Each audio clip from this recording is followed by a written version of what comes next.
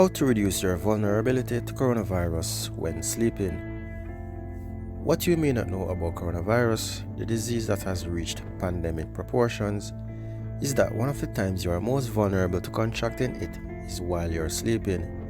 Here is how this happens and what you can do about it. Coronavirus infects cells below the voice box, in the airways and deep in the lungs.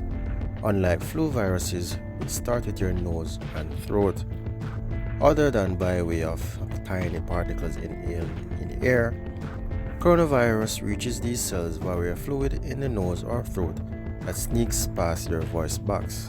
This is called aspiration and slides down your windpipe or trachea. Studies have shown that at least half of normal people, young, middle-aged, elderly, aspirate at night during sleep. By the end of the average week, probably everyone has aspirated. After taking a sleeping pill or a couple beers or shots and sleeping more deeply, the chance of aspiration is even higher. As we get older, ordinary swallowing often becomes less well coordinated. If you have lung damage from smoking, swollen saliva, which we all do while we sleep, can deliver even more aspirated throat contents into the lungs. The amount of fluid aspirated through sleep is known to cause pneumonia. In fact, this is how most pneumonia cases occur. So why don't we wake up with pneumonia every morning? First, most of our noses and throats contain safe bacteria, not microbes like coronavirus that can cause pneumonia. Secondly, our deep lung has some cells that kill microbes that arrive there. Lastly, healthy people have a robust system for transporting the aspirated viruses and bacteria up the windpipes and dropping it in the esophagus, where it is swallowed and begins to be digested with the saliva we make. Some people get mild diarrhea from this virus because it can infect cells in your stomach also. Daytime waking aspiration, such as when food goes down the wrong pipe, is coughed up.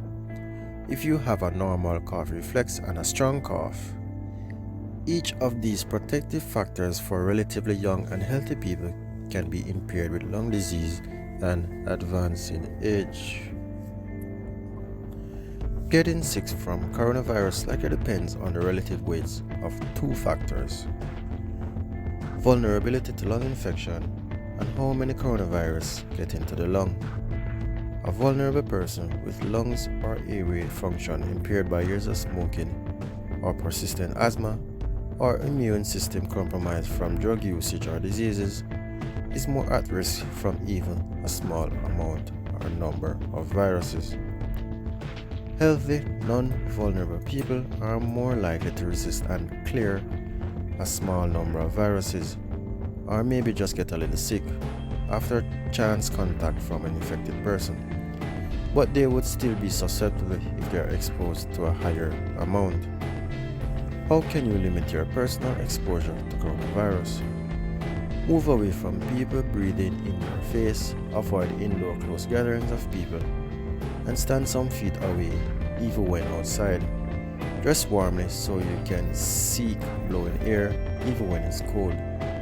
Don't spend long in a poorly ventilated restroom where someone may have coughed hard moments ago. Be extra careful if you are a vulnerable person.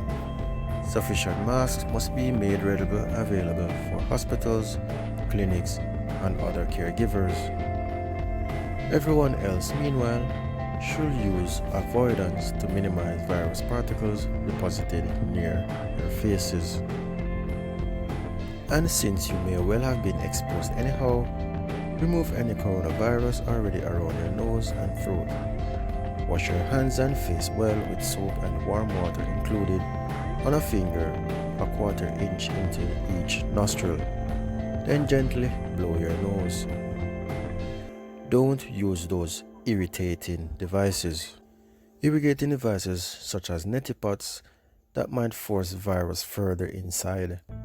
Brush your teeth and tongue, swish and spit, and gargle once or twice with an antiseptic mouthwash.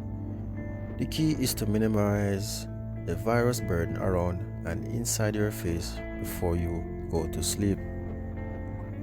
Limit sedation before sleep during an epidemic or pandemic. If you use a device at night for sleep apnea, make sure it remains away from where people could cough, sneeze, and breathe on it, and clean it regularly.